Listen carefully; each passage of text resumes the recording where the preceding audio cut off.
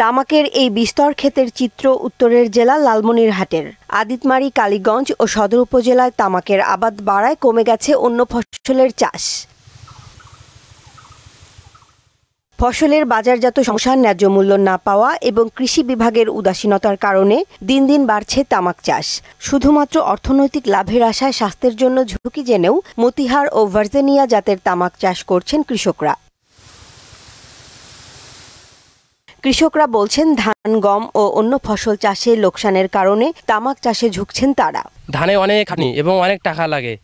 আর Walton fridge কিনে অনেকের মতো আপনিও হয়ে যেতে পারেন মিলেনিয়াল। সেরা পণ্যের সেরা অফার। তামাকে অত টাকা লাগে না, সামান্য অল্প একটু পরিশ্রম এবং অল্প সারাতে হয়। তামাকের লাভ বেশি, এই জন্য তামাক বলছেন, তামাকজাত কোম্পানিগুলো শুধু সার, বীজ ও কীটনাশক সরবরাহ করছে না, সেই সাথে দিচ্ছে উচ্চ মূল্যে তামাক কেনার নিশ্চয়তা। তাই লাভের আশায় করছেন তামাক চাষ। কোম্পানিরা আমাদের তামাকের জন্য, ভুট্টার জন্য অ্যাডভান্স টাকা দেয়, আবার বেশি পরিমাণ পর্যন্ত টাকা পায়, আবার ফসলও বেশি হয়। ধান, গম আমাদের লাভ কম আসে বিধে আমরা এই তামাক আবাদ করি।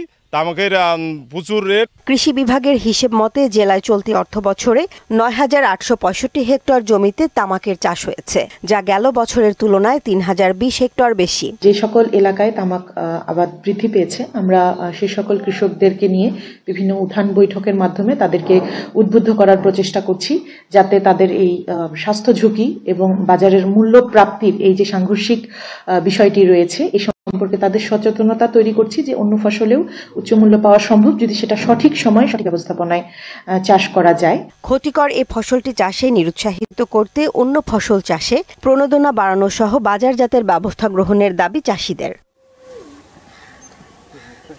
জেসমিন আলম, মোহনা সংবাদ।